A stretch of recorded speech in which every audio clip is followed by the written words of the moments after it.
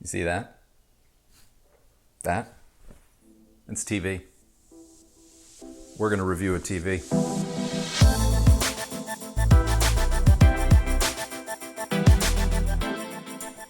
Now, I have written countless television reviews in my nearly 20 years as an AV journalist, but I don't think that I've ever reviewed one on YouTube.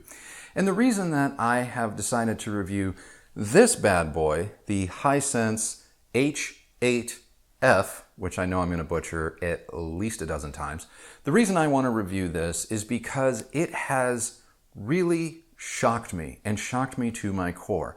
Because this 8 series, this 65-inch 8F is $599. And for $599, you get a damn fine Ultra HD HDR capable display. Now, before I go any further, I do want to say one thing.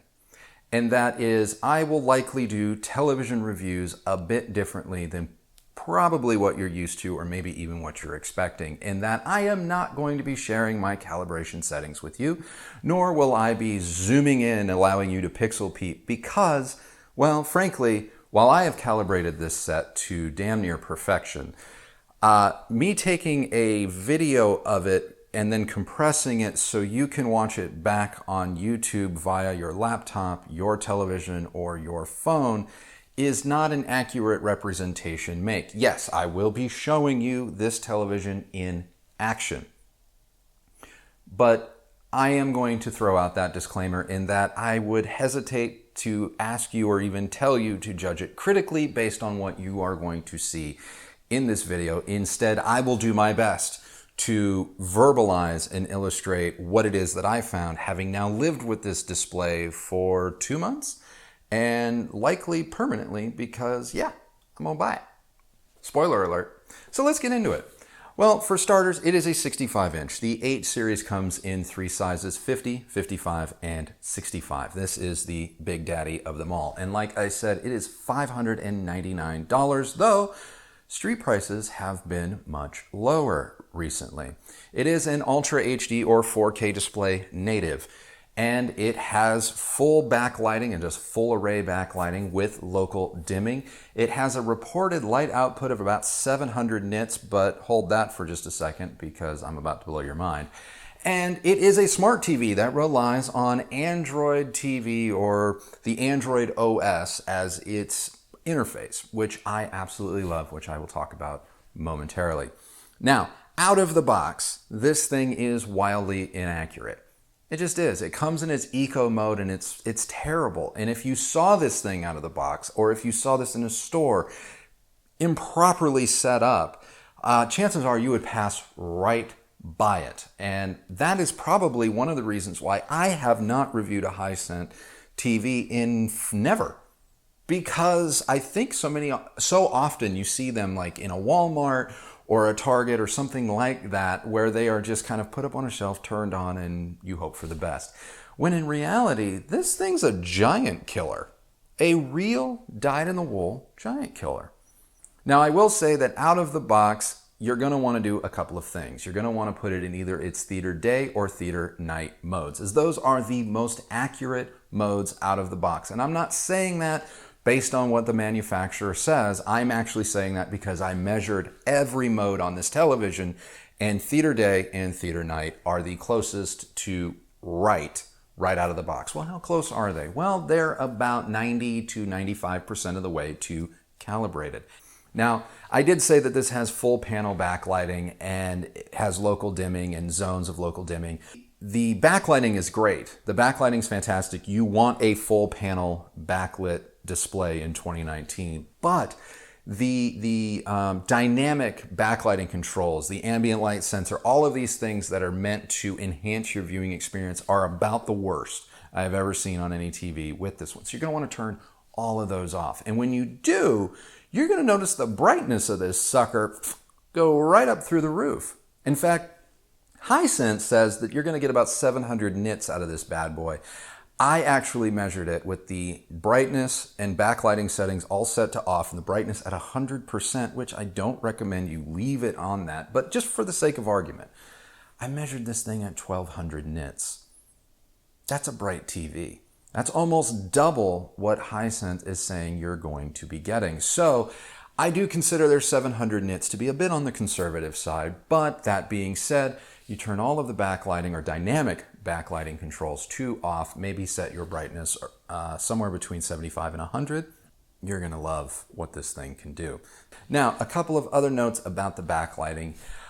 If you are looking at patterns, if you are one that really is nitpicky about uniformity, edge to edge, corner to corner, this does display a little bit of vignetting when looking at test patterns. That's right, you will see some shading in the corners. Now, in real world viewing, let's say you're watching sports or a movie or whatever, in real world viewing, this is not noticeable and this is not a deal breaker for me, but when viewing test patterns, there is some uniformity issues as far as the edges are concerned, and there is some vignetting. Now, to be fair, there isn't a lot of hot spotting and there isn't a lot of ghosting as it relates to the backlighting, which is good and a great way to test for like ghosting is like when a TV boots up for the first time and usually the logo comes across the screen. If the letters are bright, maybe you'll see a halo around those letters and that kind of lets you know just how fine the backlight control really is, and you don't really get any of that blooming with the 8 series here, and that is a huge benefit because I can forgive a bit of vignetting around the edges, but I don't want to see blooming in the dark parts of a scene while said scene is going on. And speaking of darks, holy crap, this thing can hit absolute black. It's an LED, LCD, Ultra HD TV that has OLED quality blacks, and I mean zero light. It is pure black, and there are only a few sets on the market today at any price that aren't OLEDs that can claim that, and this sub $600 TV can do that. With the proper software and light meter, was I able to perform a professional calibration on this set? Yes, absolutely I was, in both standard definition as well as HDR. And it didn't take much. It didn't take much tweaking. And honestly, the difference between its theater day, theater night modes and post calibration were not night and day. There's a little bit of some gamma tweaking, a little bit of white balance tweaking, and that's about it. Its colors are largely accurate out of the box, pre-calibration and after calibration. And that's really awesome. And that's a great thing because while we all may like to fancy ourselves aficionados, while we all may be like, we are the finest of videophiles, let's face it, a lot of people, we just take the TV out of the box, put it on the wall, put it on a stand, hit power and play and just want to be entertained. And a lot of people don't even bother to take their television, take them out of standard or worse, vivid mode. And in this instance, you have a truly affordable TV that is 95% accurate out of the box in theater day or theater night. So enjoy. So what does this thing look like? What is it like to watch and enjoy? Well, to be perfectly honest with you, it's amazing. It's so amazing that I actually thought I had a different television.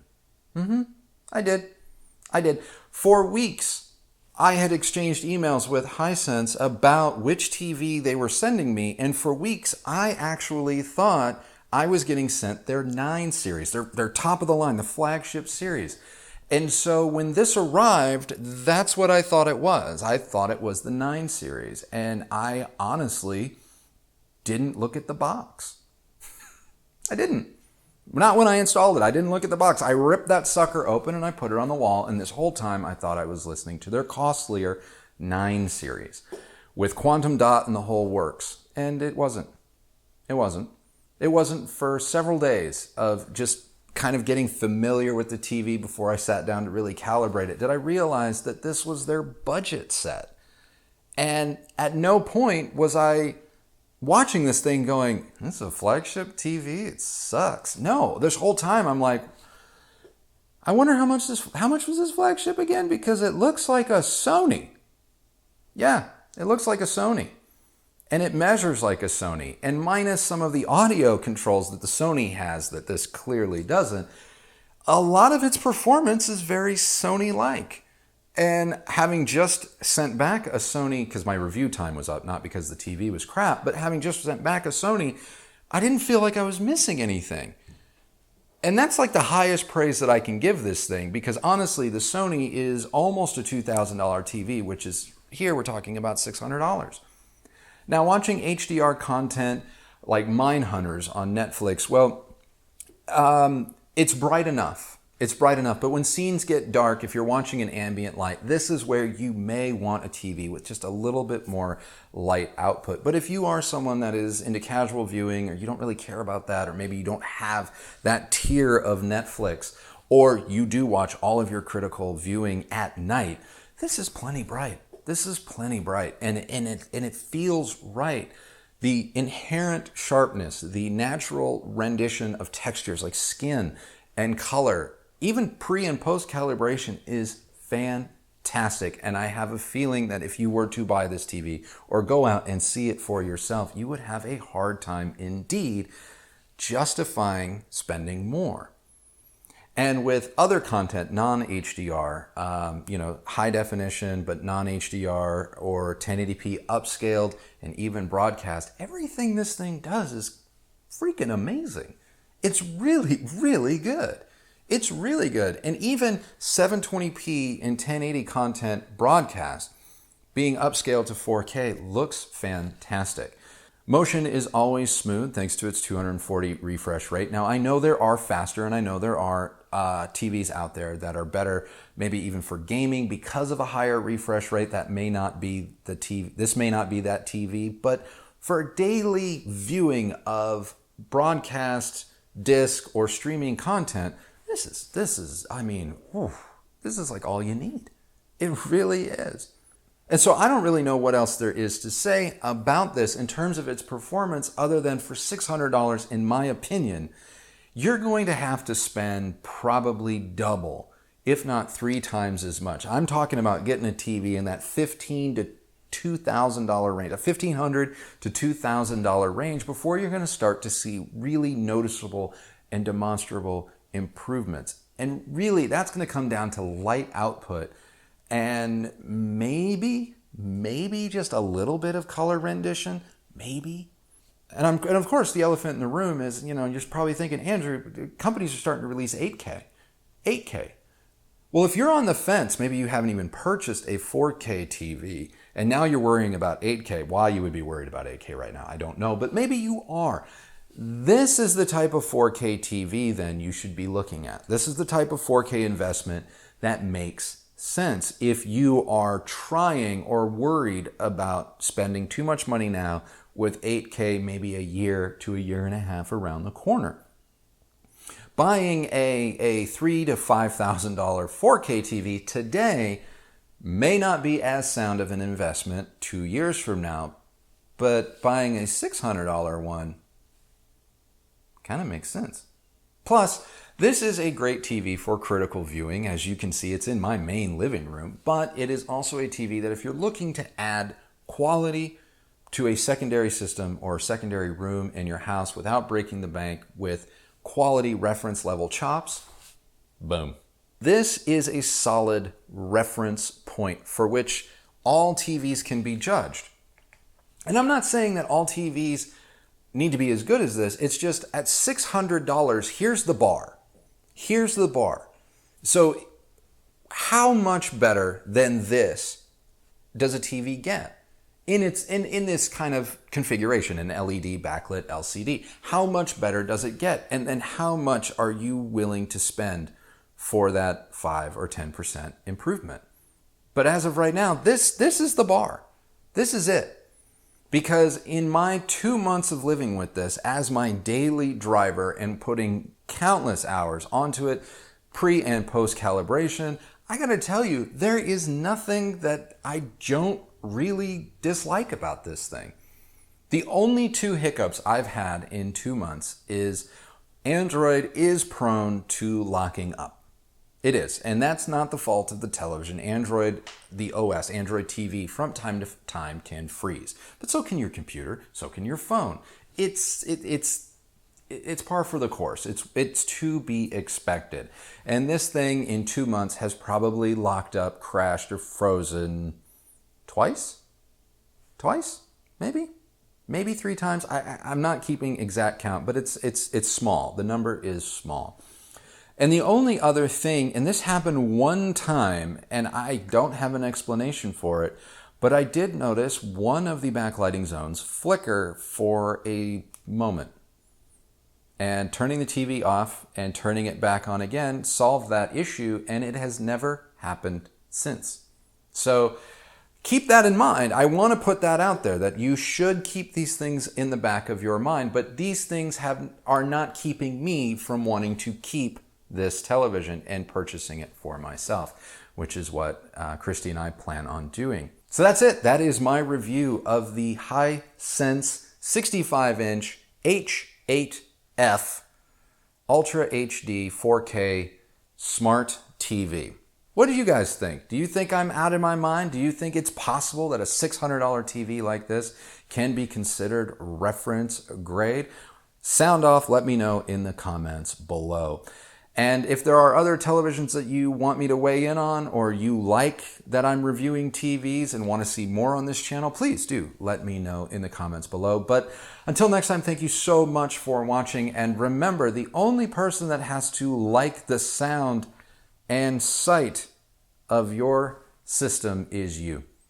So until next time, happy viewing, happy listening, and we'll see you on the next video. Bye.